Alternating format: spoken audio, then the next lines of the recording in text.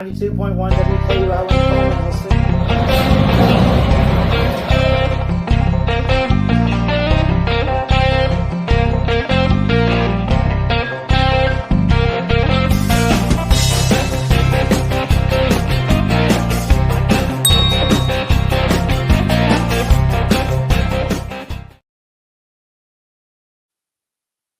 Can we say what's going on, everybody? Christian Ballard, Ballard Sports Media, and the Christian Ballard Podcast. I don't think I'll ever get used to not saying Ballard Sports Media when I introduce myself. So we're just going to deal with it. I hope you like the new background. The only thing I don't like, I wasn't able to fit the T in there, but hence we have a unprofessional sports show. And even though I'm working towards professional journalism and everything, I have my mishaps, right? I really do. But this is the Christian Ballard Podcast on the Christian Ballard Sports Journalist YouTube channel. If you don't know me, I have a channel called Ballard Sports Media. We got over 1,000 followers and tons of videos, over 2,000 of those, man. Not the best when it comes to thumbnails and everything. Maybe you like this one. I don't know. But hey, do me a favor real quick. Hit that thumbs up. Hit that subscribe button. Let's get this channel growing. I started this one up because it was time. Why would you wait to start your own podcast? Why would you wait to start your own show? Do it now. And eventually, if you're working towards the media business, you could do it now. You can learn from your mistakes. You can grow. And ultimately, you can build yourself up. And I think people would love to listen to you, at least two people, right? I got 2 followers out there listening to this. I know it. Love you, Nana. Love you, Mom. I don't know. But um no, but like I put myself out there and everything in the media world. I got so much going for me outside of YouTube. It's amazing. I wish I had the time to just talk about all that, but I really don't today because there are some things that we want to discuss this morning here on episode 3. Talk a little bit about my experience. I went to the Alabama USF game. I am an Alabama fan. Uh, Sorry, not sorry. I mean, I think if you get into college football media and everything, you're obviously going to be a fan of the sport, and you're probably going to have your alma mater. You're going to have your team. My alma mater is going to be UAB, and I love the Blazers. But I grew up loving Alabama football. And so this past weekend, I went to the USF game with mom and dad. We got a pretty good video up on the Ballard Sports channel, and it was really good. We had good food, had a good time, went to Waffle House after the game. Watching the game itself, though, it was like a nail biter because I'm just like looking at my parents throughout the entire like first quarter and a half and into the third, and I'm just like, what is happening right now? And I thought back to last year's game. Okay. Thought back to last year's game with Alabama USF and how close it was. And I'm thinking, is South Florida really just a good team when it comes to playing the upper competition? Because think about it, it was 14-6 at half. It was 7-3 at the end of the first quarter. They shut the Bulls had shut out Alabama 7-0 in the third. And by the time the fourth quarter hits, the score is like 17 no, 14-13. 14-13. Let me check that math there. At the end of the third, the only score in the third quarter was Teron Keith for 2 yards for the Bulls. And then we open up the fourth quarter in this game. And Alabama, Kobe Prentice with the 16-yard pass from Jalen Milroe, John Cannon with the 22-yard field goal for the Bulls, but 3 straight touchdown drives for Jalen Milroe in this offense. And I said, where was this the entire game? Was Alabama saving it? Were they waiting for the right moment to explode on the Bulls? Did they not want to expose it too early? Or did they really just struggle? Here's the thing. You could either look at this as they should have never struggled with South Florida, or you could look at it at the end of the game and you could say 42-16 is a good win for the Crimson Tide over the Bulls. And man, did they put on an offensive clinic in that fourth and final quarter. So going to the game, great experience. Watching it as a fan, it was nerve wracking up until that fourth and final quarter. So anyway, uh, Jalen Monroe, 16-26. We'll recap this more on Tidal Wave Talk this week when we talk Wisconsin. We'll talk about the USF game a little bit. We always recap and then we preview the next game on Tidal Wave Talk where we preview the Alabama Crimson Tide football games. So we don't want to pick games just yet on the Pick'em Challenge, but we do want to talk about this week's potential upset games. And speaking of the Crimson Tide, going to Madison, Wisconsin, undefeated matchup. Believe College Game Day is supposed to be there, 11 a.m. kickoff Central Time in Wisconsin. Both teams undefeated. Wisconsin looking okay to begin the season. I mean, South Dakota, 27-13. Probably should have blew them out. Western Michigan, 28-14. Alabama has clearly looked like the better team outside of that first half against USF, but they pulled away and they won big 42-16. They shut out Western Kentucky. The thing about this game for me with Alabama and Wisconsin is, and I'm not ready to give a score prediction or anything, but just to highlight it for a second. I mean, Alabama has a 92% chance, about a 7 or 8% chance for Wisconsin. They're really not loving the Badgers in this one. Alabama's even favored by 16 points. Tyler Van Dyke is your quarterback, who I think is very serviceable. He only has one passing touchdown within the 2 games that he's played.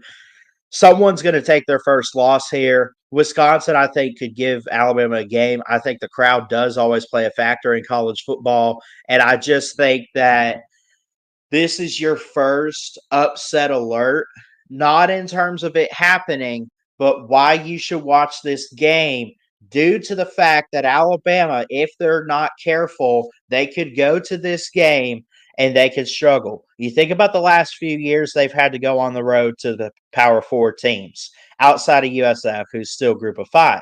But I'll even put them in there because it's a home and home. They went last year and they only won 17-3. And it was like that in the fourth quarter, but up until then, it was only like 7-3 or 10-3, and then they pulled away in the fourth quarter, much like they did this year. Only they won in a bigger way against the Bulls this past weekend. I look at the Texas game in 2022, and then of course last year in the non-con. Technically speaking, I know that of course. Texas being in the SEC now is a conference game, but they were Big 12 the last 2 years for Alabama's opponent. So they have these non-con home and homes against the Power Five, and they've struggled. They struggled against them in Texas 2 years ago in Austin, and they pulled away with the last second field goal from Will Reichard. And then also last year, they lost by 10 points. I believe it was like 31-21 or 34-24 for Alabama's loss to Texas. And of course, yeah, they ran the table, made the playoffs, but so did Texas. I would be shocked if Alabama runs away with this game against Wisconsin. Both teams have struggled this year. Both teams have looked kind of shaky. I mean, that first game against Western Kentucky is one thing. USF, it probably should have been a little bit better. I think the score did not indicate the performance, though, for Alabama. 27-13 for Wisconsin against the South Dakota Coyotes. I guess you could say you expect that. They also played Western Michigan and won only by 2 touchdowns on the 30th. That was a Friday night game for week 1. They come in losing that LSU bowl game last year. They kept it really close. I don't see them as very explosive on offense. I figured it would get a little bit better this year, and maybe it could. But I would also say that their defense is elite. I'm ready to say that. But Tyler Van Dyke, for Wisconsin is your average quarterback. He's your average Joe. There's nothing wrong with that, but at the same time, it's not going to help you. Being an average quarterback is not going to help you pull this upset at home on Saturday in Madison. It's not. Ches Malusi is their running back, wears number 1, 35 carries, 3 touchdowns, 134 rushing yards so far. That's not too bad. Probably wish he had a little bit more rushing yards through 2 games, but 3 touchdowns on the ground and then 35 carries is not too bad. Will Pauling, here's the thing. Their lead receiver does not have a passing touchdown or receiving touchdown. Will Pauling is number 6. He's their lead receiver for Wisconsin. 108 receiving yards, 10 receptions, yet to get a touchdown. The team stats overall for Wisconsin, 89th in passing yards, 51st in rushing yards, points for, 27, points against, 13.5. Defense, phenomenal. Offense, get it together, Luke Fickell. I'm not trying to be critical. I'm not trying to put anybody down here in this episode or ever, really. I try to get better at that. This is where your week 3 upset watch happens, though, because I love Wisconsin's defense. I love it. It's amazing. It's incredible. When you look at their stats on defense, you have Xavier Lucas with the interception. Hunter Waller is a safety with 15 tackles. You also have to watch guys like Jaheim Thomas at linebacker. You have to watch Darrell Peterson, who has a sack. Christian Allegro has a sack for 9 yards. Elijah Hills on the D-line has 2 sacks. That all accounts for 4 total sacks within the first 2 weeks. Actually pretty good for Wisconsin, right? There's 1 fumble recovery, no forced fumbles for the defense of Wisconsin, but they did recover a fumble, I believe, back in the week 1 game, but Austin Brown is the safety that got it, and he's got 2 total tackles. So you have some guys there that probably going to give Alabama a little bit of trouble on defense. I would be shocked if this is not close going into the 4th quarter. If Alabama pulls away again and they're a 4-quarter team, fine, that happens. Can Wisconsin win this game? I think absolutely, only because Alabama has issues. Kalen DeBoer's squad is going on their first road test, going to Madison, going into a Big Ten environment that they're probably not used to going into, right?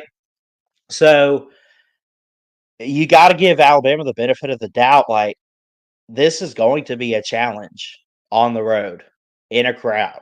Probably going to be packed out at Camp Randall. I don't know. I don't have ticket numbers. I just don't. So I don't know what to expect as far as the crowd and everything. But this is our first game to watch this weekend in terms of being an upset possibility. This is a noon game. I will be at work for that. Other games to watch around, and again, Alabama favored by 16 points. Let me go through this schedule here. Oklahoma State goes to Tulsa. I don't really expect much from that. They're favored by 20. The Cowboys are, and Mike Gundy. Oklahoma State undefeated. Tulsa 1-1. Tulsa probably not going to do too much. They lost to Arkansas State by 4. They blew out Northwestern State 62-28. That's a good win, though. Oklahoma State survives a double OT against Arkansas this past Saturday and winning big over South Dakota State, the Jackrabbits, on August 31st. I love the quarterback, Alan Bowman, for the Cowboys. 51 of 81, 571, 3 touchdowns, and only 1 pick so far for the Cowboys in 2 games. Kirk Francis is really good for Tulsa. He's got 5 touchdowns. He's got a pick. 39 of 58, 498 yards. Clearly outside of yardage and completion percentage. Actually, that would be a better percentage, but he hasn't attempted as many passes as Alan Bowman for Oklahoma State has. but he does have more touchdowns, and both guys have a pick. The spread for this game is 20 points. We'll probably save the pick'ems if you tune in here on a Tuesday on September 10th.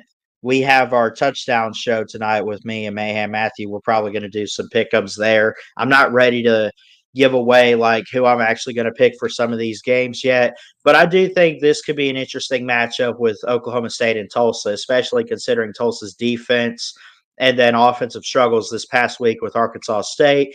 Does it motivate them to do better? And it's at Tulsa at Chapman Stadium in Tulsa, Oklahoma. It's an in-state game, but Oklahoma State should probably win this game. Don't hang your head unless you lose. If it's close, don't beat yourself up over it, you know. So other games out there, there's so many good ones. So I found out too, by the way, that I will not have a high school football game this week. We'll probably pick it back up the following week. This Friday, I get a free night. 7 o'clock Central, 8 p.m. Eastern. Arizona goes to Kansas State. Both teams 2-0. That's I don't know who I want to pick in that. Again, we haven't done the pickups yet, and I don't know who's listed this week. But I do look at that game and I circle it because I'm intrigued. Is Arizona supposed to be a better team? I think so, but they're ranked lower. Kansas State ranked 6 spots ahead of the Wildcats. Well, they're both Wildcats, but either way, like you look at this and you say this could be a really good game. I love Noah Fafita at quarterback. Think he's really, really good, really talented. Will Howard is gone from Kansas State. So I'll probably give the quarterback an offensive advantage to Arizona, but it's a really good defensive team and unit in Kansas State. That's going to be a game to watch. LSU at South Carolina. LSU 1-1 after dropping that opener to USC. Then they beat Nichols. South Carolina's 2-0. Why are they not ranked? Probably because of their schedule. I mean, they beat Kentucky 31-6. That's pretty good. They were unranked though, but they struggled with Old Dominion. LSU, this is almost a 50-50 game, but it gives LSU a 51% chance, an even spread almost.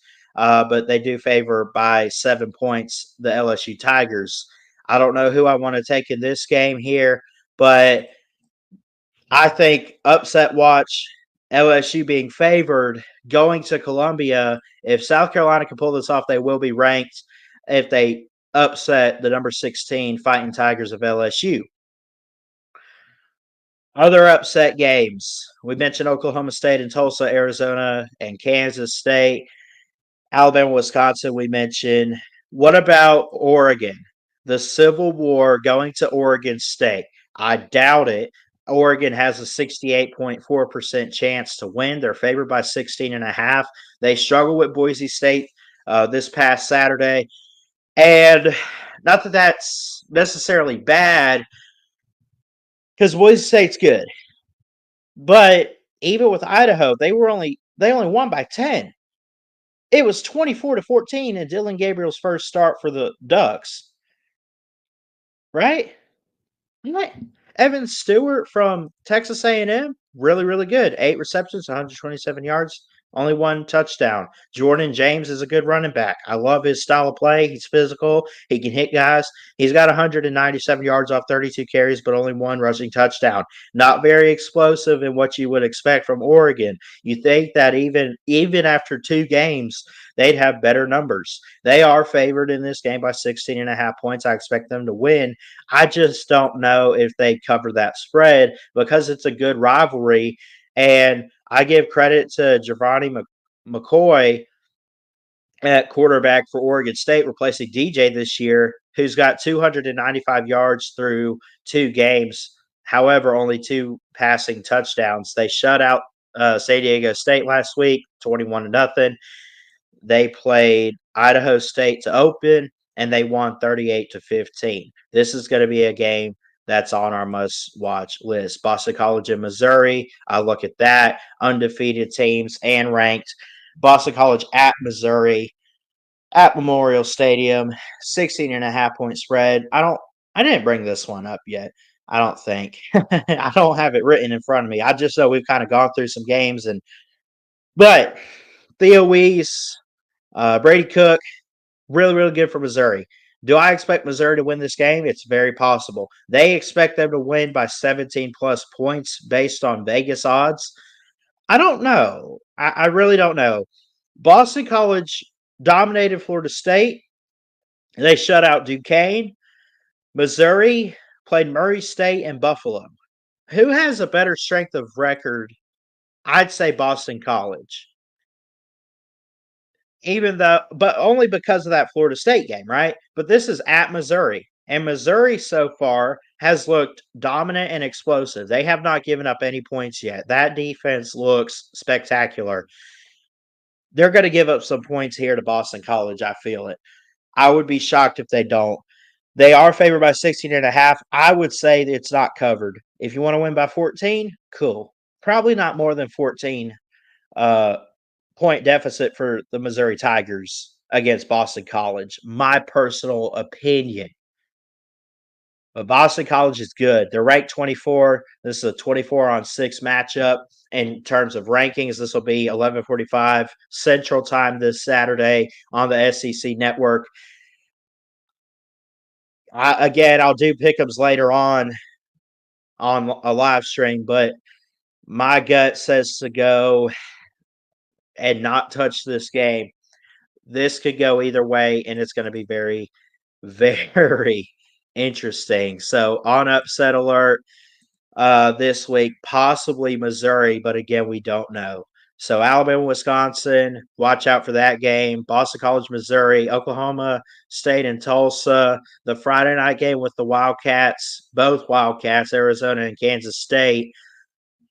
Just be careful. Just be careful. Never know what to expect here. Let me know in the comments your thoughts on the upset alerts this weekend. Notre Dame goes to Purdue. Notre Dame favored by 10.5, but coming off a tough loss to Northern Illinois. Can they bounce back? They're favored by 10.5. I mentioned Riley Leonard, 2 interceptions through the first couple games. They did beat Texas A&M.